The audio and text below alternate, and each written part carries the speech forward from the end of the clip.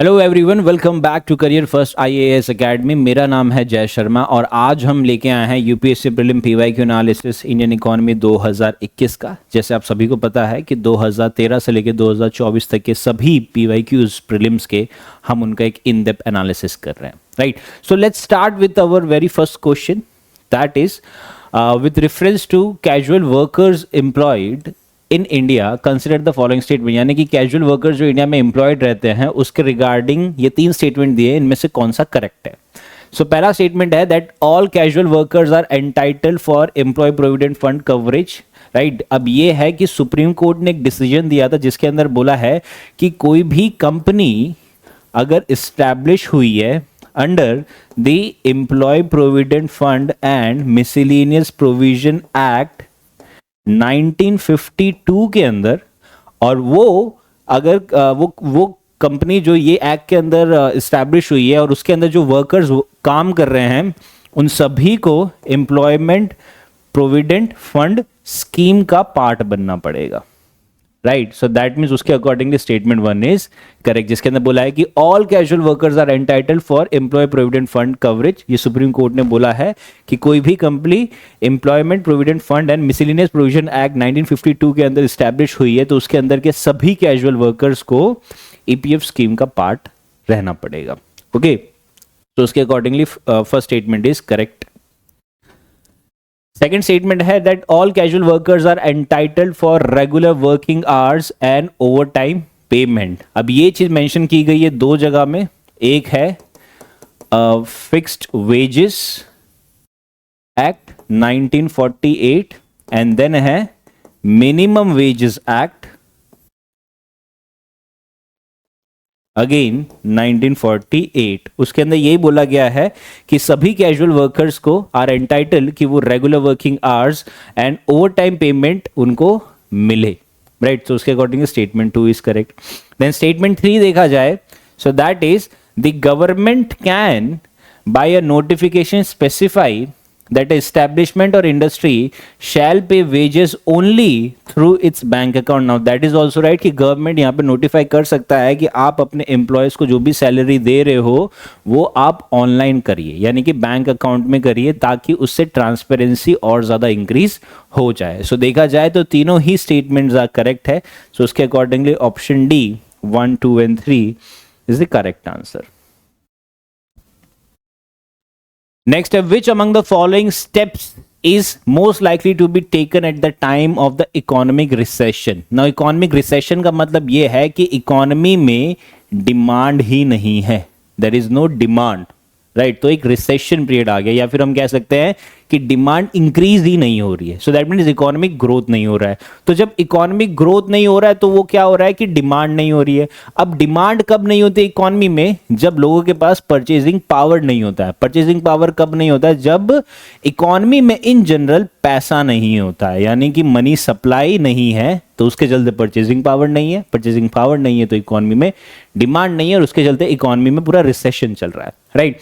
अब इसके अकॉर्डिंगली इसका स्टेटमेंट पढ़ते हैं that which among the following steps is most likely to be taken, यानी कि इकोनॉमिक रिसेशन के टाइम में इनमें से कौन सा स्टेप लिया जाना चाहिए, राइट। तो पहला है that cut in tax rate. अगर आप टैक्स रेट कम करोगे तो लोगों के हाथ में ज्यादा पैसा आएगा तो लोग परचेसिंग पावर करेगा, डिमांड बढ़ेगा। लेकिन बोला है that this is accompanied by the increase in interest rate, कि अगर आपने इंटरेस्ट रेट इंक्रीज कर दिया है दैट मीन्स कि लोन महंगा हो गया है तो लोग लोन नहीं लेंगे। तो अगेन लोगों के हाथ में पैसा, मनी सप्लाई कम है तो परचेसिंग पावर कम है तो डिमांड कम होगा, तो ये चीज नहीं कर सकते। सेकेंड है increase in expenditure on public projects, कि अगर आप पब्लिक प्रोजेक्ट्स में एक्सपेंडिचर इंक्रीज करोगे तो लोगों के हाथ में पैसा आएगा, ठीक है, उनका परचेसिंग पावर बढ़ेगा एंड डिमांड बढ़ेगा तो इकोनॉमिक रिसेशन से बाहर आ सकेंगे। सेकेंड है increase in tax rate accompanied by reduction of interest rate, कि अगर आपने टैक्स रेट इंक्रीज कर दिया है तो लोगों के हाथ में पैसा ही नहीं आएगा तो परचेसिंग पावर नहीं बढ़ेगा। फोर्थ है reduction of expenditure on public projects, कि अगर आप पब्लिक प्रोजेक्ट में एक्सपेंडिचर कम कर दोगे तो आगे लोगों के हाथ में पैसा नहीं आएगा। तो इसका अल्टीमेटली करेक्ट ऑप्शन हो जाता है ऑप्शन बी। सी जब भी इस तरीके का क्वेश्चन आए ना तो आप वर्ड बाय वर्ड समझिए कि सबसे पहले इकोनॉमिक रिसेशन का मतलब समझिए कि अगर रिसेशन से बाहर निकलना है तो इकोनॉमी में पैसा आना जरूरी है। अब इनमें से ये सबसे सुटेबल ऑप्शन लग रहा है कि सरकार पब्लिक एक्सपेंडिचर इंक्रीज करेगी तो इकोनॉमी में पैसा आएगा।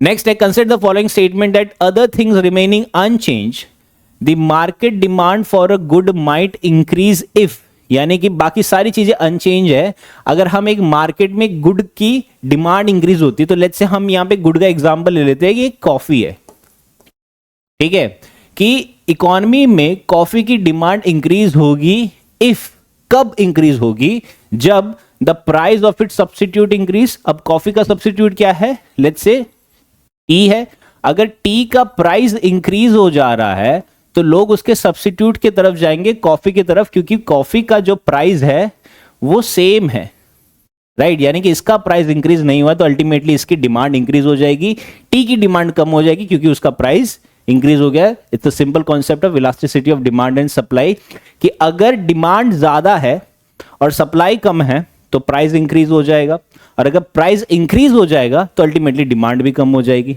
ओके, तो ये चीज है।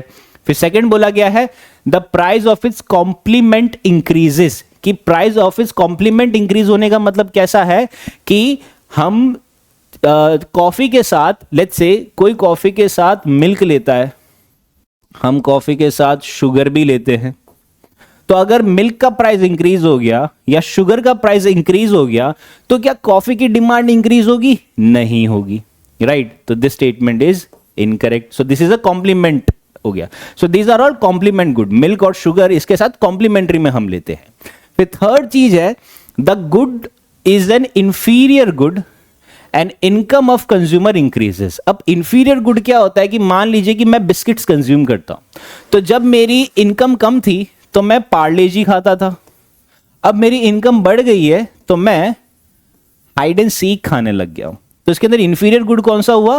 पार्ले जी हो गया, राइट। तो यहां पे बोला है the good is an inferior good and the income of the consumer increases. Whereas coffee का अगर एग्जांपल दे कि अगर कॉफी की डिमांड कब इंक्रीज हो रही है, जब चाय की डिमांड चाय की प्राइस बढ़ जा रही है, राइट, तब ये हो रहा है, तो उससे इंफीरियर गुड का प्राइस कम ज्यादा होने से इस पे कोई भी इंपैक्ट नहीं पड़ेगा, राइट। एंड देन फोर्थ आ जाता है इफ प्राइस फॉल्स, अगर कॉफी का प्राइस अल्टीमेटली ही कम हो गया है तो उसका अल्टीमेटली उसकी डिमांड बढ़ जाएगी, राइट। तो यहां पे हमें क्या चीजें देखनी है? सबसे पहले सब्स्टिट्यूट के बारे में देखना है, the price of it substitute increase, that means चाय की यानी कि टी की प्राइस इंक्रीज हो गई है तो लोग कॉफी की तरफ शिफ्ट हो रहे हैं। सेकंड है the price of its complement increases, कि अगर कॉम्प्लीमेंट का प्राइस इंक्रीज होगा तो उसकी डिमांड इंक्रीज नहीं होगी, उल्टा लोग वो कम कंज्यूम करेंगे। या फिर लेट्स से अगर मिल्क की डिमांड इंक्रीज हो जा रही है तो शायद लोग पानी के साथ लेंगे, people will go for black coffee I suppose, right. So इससे इसकी डिमांड पे फर्क नहीं पड़ेगा। Whereas थर्ड है the good is an inferior good. Now coffee is not an inferior good. यहां पे इंफीरियर गुड क्या है कि मेरी पहले सैलरी कम थी तो मैं पार्ले जी खाया करता था, अब मेरी सैलरी बढ़ गई है तो मैं हाइड एंड सीक बिस्किट खाने लग गया, तो इसके अंदर Parle G is an inferior good, okay. And then the its price falls, यानी कि कॉफी का प्राइस ही कम हो गया तो उसकी डिमांड बढ़ जाएगी। सो अल्टीमेटली इसका करेक्ट आंसर आ जाएगा 1 and 4, that is option A. Next है with reference to urban cooperative banks in India, consider the following statements, कि urban cooperative banks in India के बारे में अगर सवाल पूछा जाए तो इसमें से क्या राइट है? फर्स्ट है they are supervised and regulated by local bodies set up by the state government of India, that is incorrect because they are regulated by Reserve Bank of India, तो first statement is incorrect. Second है they can issue equity shares and preference shares, equity shares issue क्यों करते हैं? क्योंकि उनको fund raise करना होता है, तो urban cooperative banks equity shares issue कर सकते हैं, प्रेफरेंस शेयर्स इशू कर सकते हैं, इसके अलावा वो डिपॉजिट्स भी ले सकते हैं लोगों से, and in fact they can even borrow money from the other banks हो गया या फिर रिजर्व बैंक ऑफ इंडिया हो गया। सो this statement is right. Third statement है they were brought under the purview of the Banking Regulation Act 1949 through an amendment in 1966. Now this statement is again correct. तो इसका correct answer आ जाएगा option B 2 and 3। Just ये incorrect था कि local bodies नहीं करती, उसको आरबीआई ही करेगी। नेक्स्ट है Indian government bond yields are influenced by which of the following. Now bond yields का मतलब समझना है, तो इसके लिए पहले एक बेसिक सिनेरियो समझो कि जो गवर्नमेंट बॉन्ड्स होते हैं उसके अंदर एक जो इंपॉर्टेंट चीज ये समझनी होती है कि गवर्नमेंट बॉन्ड में दो चीजें होती है। एक तो हो जाता है वो बॉन्ड का प्राइस, जिसको हम कहते हैं फेस वैल्यू, कि मैंने वो कितने में परचेज कर सकता हूं, राइट। मेरे को बॉन्ड परचेज करना है तो उसका फेस वैल्यू क्या है, उसका प्राइस क्या है, फर्स्ट थिंग मैं ये देखूंगा।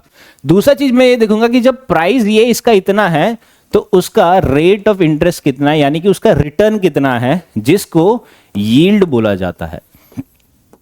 ओके, जिसको यील्ड बोला जाता है।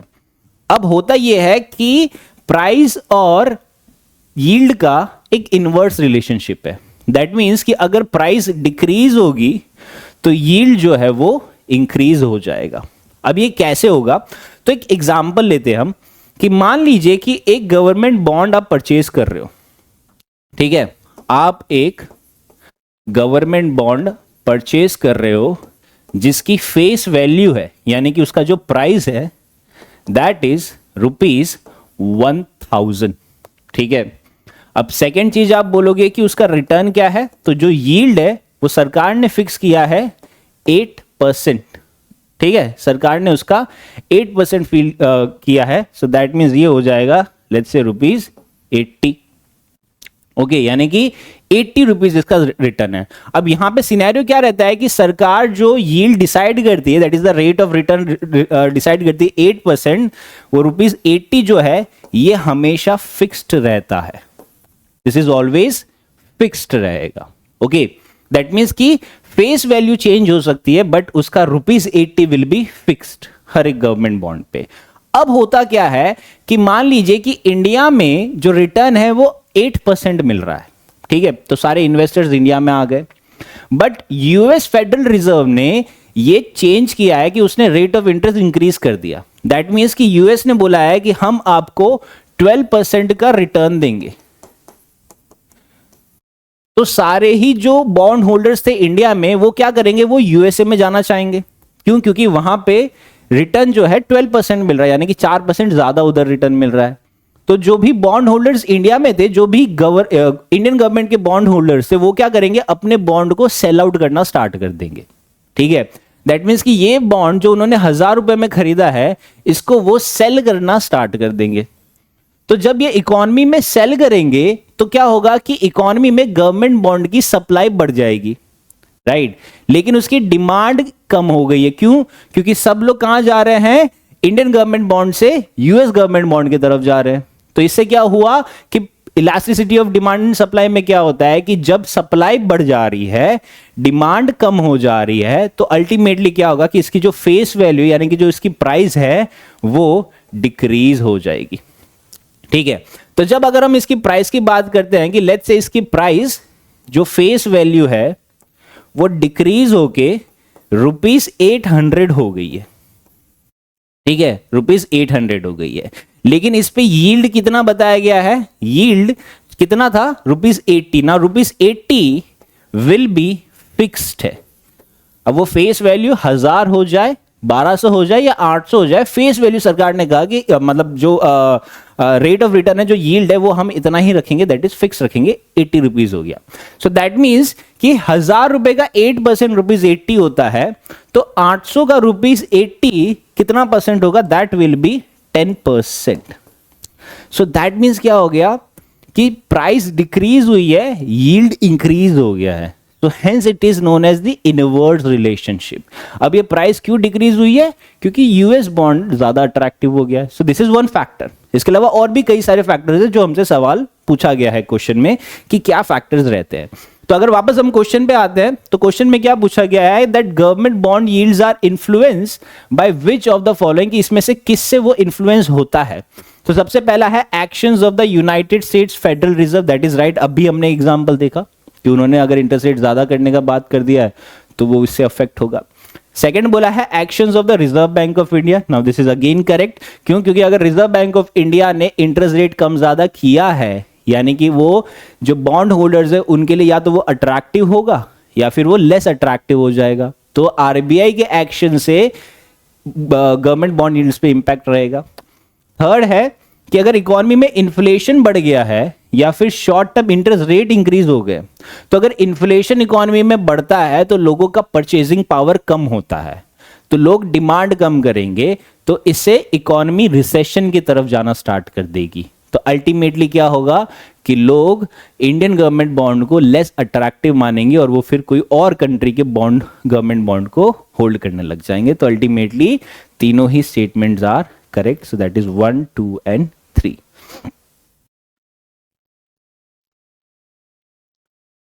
नेक्स्ट है which of the above can be included in foreign direct investment, कि इसमें से फॉरेन डायरेक्ट इन्वेस्टमेंट किसको कहा जाता है। सो पहला है फॉरेन करेंसी कन्वर्टिबल बॉन्ड्स, यानी कि जो फॉरेन कॉर्पोरेट बॉन्ड्स होते हैं वो यहां पे इन्वेस्ट करते हैं, राइट। तो एज अ कॉर्पोरेट सेक्टर यहां पे इन्वेस्ट करेगा, तो वो इन्वेस्टमेंट एज अ फॉरेन से आया है, तो वो ऑब्वियसली फॉरेन डायरेक्ट इन्वेस्टमेंट होगा। सेकेंड है foreign institutional investment, that is again a foreign direct investment. Third है ग्लोबल डिपॉजिटरी रिसिप्ट्स, ये एक डिजिटल सर्टिफिकेट्स होते हैं जो इन्वेस्ट किए जाते हैं इंडिया में by the foreign entities, that is also correct. Whereas non resident external deposits, अब ये क्या होते हैं कि ये एक एनआरआई ने अपने डिपॉजिट किए हैं पैसे, अब ये डिपॉजिट उसने खुद के यूज के लिए किए हैं, उसने इन्वेस्ट नहीं किया है। So those are not considered as foreign direct investment. तो इसका करेक्ट आंसर आ जाएगा 1, 2 and 3, that is option A. Next, consider the following statement. The effect of devaluation of a currency is that it necessary. Now, devaluation यानी कि जो currency की value है वो कम कर दी है, उसको devalue कर दिया है। ये कैसे होता है कि मान लेते हैं कि अभी ₹80 इज इक्वल्स टू $1। अब हम क्या कर रहे हैं, हम ये वैल्यू को devalue कर रहे हैं, राइट। devalue यानी क्या होगा कि डॉलर के सामने इसकी वैल्यू और कम हो जाएगी, तो आरबीआई क्या करेगी कि इसको और ज्यादा महंगा कर देगी, राइट। कि अब क्या हो गया, ₹95 इज इक्वल्स टू $1 हो गया। अब ऐसा क्यों किया जाता है, क्योंकि इससे क्या होता है कि अब डॉलर हमारे लिए महंगा हो गया है, राइट। सो दैट मीन्स कि पहले लोग $1 अगर इंडिया में परचेज करते थे, कि मान लेते हैं कि ये पेन जो है वो ₹80 का है, right. Just take an example कि ये पेन ₹80 का है। अब अगर हम ये पेन को एक्सपोर्ट करते हैं कोई और कंट्री में, तो कोई और कंट्री में जो उसको इंपोर्ट कर रहा है वो क्या करेगा, इसका $1 देगा, ठीक है। $1 में उसको 1 पेन मिलेगा, क्यों, क्योंकि ये ₹80 है, $1 इज इक्वल्स टू ₹80। अब ये डीवैल्यू हो गया है, सो दैट मीन्स अब उसको क्या मिल रहा है कि $1 में उसको ₹95 का सामान मिलेगा, तो ये 80 प्लस ₹15 का उसको और सामान मिलेगा। तो इससे क्या हो गया कि इंडिया में एक्सपोर्ट ज्यादा इंक्रीज हो गया, क्यों, क्योंकि एक्सपोर्ट सस्ता हो गया, तो वो कंपिटिटिवनेस इंक्रीज हो गई है, तो इसलिए इसको डीवैल्यू किया जाता है। But on the other hand क्या हो गया कि पहले हम कोई चीज इंपोर्ट करते हैं तो ₹80 देते थे तो हमें $1 का सामान मिलता था। अब हम कितना दे रहे हैं, हम ₹95 दे रहे हैं, तब जाके हमें $1 का सामान मिल रहा है। सो दैट मीन्स कि अगर आप अपनी करेंसी को डीवैल्यू करोगे तो आपका एक्सपोर्ट इंक्रीज हो जाएगा, बट साथ में आपका इंपोर्ट और ज्यादा महंगा हो जाएगा। तो लोगों के लिए एक्सपोर्ट सस्ता हो गया और हमारे लिए इंपोर्ट और ज्यादा महंगा हो गया। तो यही चीज यहां पे बताई गई है। द इफेक्ट ऑफ डीवैल्यूएशन क्या है, that it improves the competitiveness of the domestic export in the foreign market, that is right. क्यों, क्योंकि पहले लोग $1 में ₹80 का सामान खरीद पाते थे, अब वो $1 में ₹95 का सामान खरीद रहे, यानी कि ₹15 एक्स्ट्रा हो रहा है। तो लोगों के लिए इंडियन मार्केट सस्ता हो गया, तो लोग ज्यादा इंपोर्ट करेंगे इंडिया से और इंडिया वाला ज्यादा एक्सपोर्ट कर पाएगा। सेकेंड है it increases the foreign value of domestic currency. अब इसका नाम ही है डीवैल्यूएशन, तो ये वैल्यू डिक्रीज कर रहा है ना कि इंक्रीज कर रहा है। So this statement is incorrect. Third है it improves the trade balance. अब ये एक बहुत ही हाइपोथेटिकल टाइप का सा स्टेटमेंट है, ठीक है। इनफैक्ट यूपीएससी ने भी ये चीज देखा है कि 1 और 3 दोनों साथ में ऑप्शन ही नहीं दिए, राइट। क्यों, क्योंकि ये ऐसा लोग कहते हैं या फिर बहुत सारे इकोनॉमिस्ट ने कहा है कि हम कह रहे हैं कि एक्सपोर्ट बढ़ेगा बट इंपोर्ट भी तो महंगा हो जाएगा। एक्सपोर्ट सस्ता हुआ है तो इंपोर्ट भी महंगा हो गया है, तो वो ट्रेड बैलेंस शॉर्ट टर्म में तो नहीं हो पाएगा, मे बी लॉन्ग टर्म में 2-3 साल बाद अगर हम देखा जाए तो शायद वो ट्रेड बैलेंस हो पाएगा, बट शॉर्ट टर्म में वो चीज नहीं हो पाएगा, तो अल्टीमेटली ये स्टेटमेंट भी इनकरेक्ट होता है। बट अगर ऑप्शन में 1 एंड 3 होता तो शायद हमें 1 एंड 3 ही टिक करना पड़ता, राइट, क्योंकि शॉर्ट टर्म में देखा जाए, बट लॉन्ग टर्म में देखा जाए तो ये ट्रेड बैलेंस को इंप्रूव करता है। सो अल्टीमेटली इसका आंसर आ जाएगा ऑप्शन ए, 1 ओनली। नेक्स्ट है, which one of the following effects of creation of black money in India has been the main cause of worry to the government of India। black money का मतलब ये है कि मैंने जो पैसा कमाया है उसका टैक्स मैं नहीं दे रहा हूं सरकार को, सो that is an unaccounted money, उसको ब्लैक मनी कहा जाता है। ठीक है, तो इसका क्या इफेक्ट आ सकता है? फर्स्ट है diversion of resources to the purchase of real estate and investment in luxury housing, ऐसा कुछ नहीं है। सेकेंड है investment in unproductive activities and purchase of precious stones, jewellery products, gold etcetera, incorrect. Large donation to political parties and growth of regionalism, again incorrect. Why ये 3 incorrect है? क्योंकि fourth में बोला गया है कि स्टेट एक्सचेकर का रेवेन्यू लॉस हो रहा है, क्योंकि टैक्स इवेजन हो रहा है, लोग अपना पैसा कमा के उसका टैक्स नहीं पे कर रहे हैं, इसलिए वो ब्लैक मनी कहा जाता है, हेंस उससे टैक्स इवेजन हो रहा है। नेक्स्ट है, which one of the following is likely to be the most inflationary in its effect. ये पहले भी पूछ चुका है यूपीएससी, डायरेक्ट टाइप का सा क्वेश्चन है ये, कि इनमें से कौन सा सबसे ज्यादा इन्फ्लेशन क्रिएट करता है? क्या पब्लिक डेब्ट का रीपेमेंट है, क्या borrowing from the public finance है to finance budget deficit, borrowing from banks है टू फाइनेंस बजट डेफिसिट, या फिर आपने नया क्रिएशन किया है मनी का, यानी कि आपने नए नोट छापे। तो इनमें से देखा जाए तो सभी इन्फ्लेशन क्रिएट करते हैं, बट पूछा गया है द मोस्ट इन्फ्लेशनरी। तो मोस्ट इन्फ्लेशनरी कब होगा? जब आप मार्केट में नया पैसा डाल दोगे।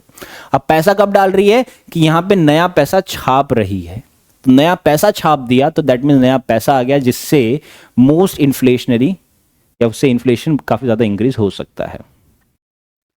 नेक्स्ट है, with reference to Indian economy the demand pull inflation can be cause और increase by which of the following. अब डिमांड पुल इन्फ्लेशन बोला है, दैट मीन्स कि इकोनॉमी में इन्फ्लेशन बढ़ गया है। डिमांड पुल इन्फ्लेशन का मतलब समझाता हूं कि इन्फ्लेशन कब बढ़ रहा है?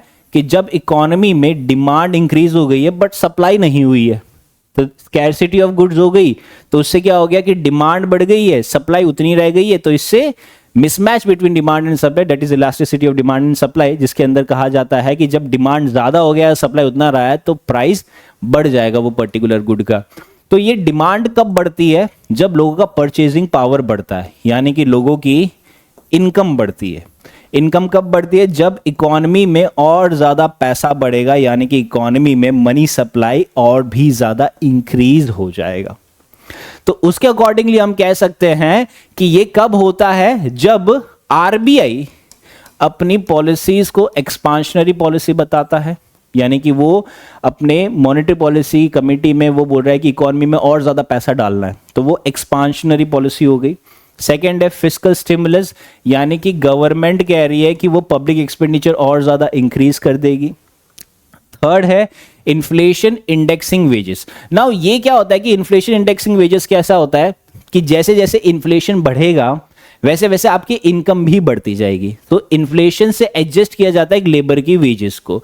अब देखा जाए तो इससे डिमांड पुल इन्फ्लेशन बढ़ता है, बट ये ऑप्शन में 1, 2 एंड 3 नहीं है। ऑप्शन में क्या है? 1, 2 एंड 4 है, क्योंकि यहां पे परचेजिंग पावर बढ़ा है तो उससे इन्फ्लेशन बढ़ेगा, इंटरेस्ट रेट इंक्रीज होगा तो उससे इन्फ्लेशन कम हो जाएगा, उससे इन्फ्लेशन बढ़ेगा नहीं, राइट। तो कहने का मतलब ऐसा है, तो इसका करेक्ट आंसर है 1, 2 एंड 4। अगर 3 भी होता ऑप्शन में, विद 1, 2, 3 एंड 4 होता तो हम 3 को भी टिक करते, बट 3 नहीं है, राइट। तो अल्टीमेटली कैसा हो जाता है? 1, 2 एंड 4, दैट इज ऑप्शन ए। क्योंकि इन्फ्लेशन इंडेक्सिंग का मतलब यही होता है कि जैसे जैसे इन्फ्लेशन बढ़ रहा है वैसे वैसे आपकी वेजेस भी बढ़ती जा रही है, राइट। इसको डीएनएस अलाउंसेस और ये सारी चीजें कहा जाता है।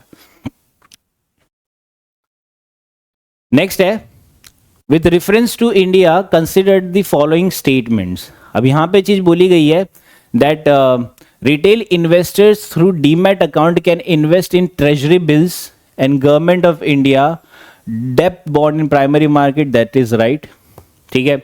सेकंड बोला गया है the negotiated dealing system order matching is the government security trading platform of the Reserve Bank of India, that is also right. Third बोला गया है the central depository services limited is jointly promoted by the reserve bank of India Bombay stock exchange, that is incorrect क्योंकि इसके अंदर reserve bank of India नहीं है, Bombay stock of exchange है और कुछ अदर टाइप के ग्रुप्स है जो इसको लेड करते हैं। So statement 3 is incorrect. तो करेक्ट आंसर आ गया ऑप्शन बी 1 and 2।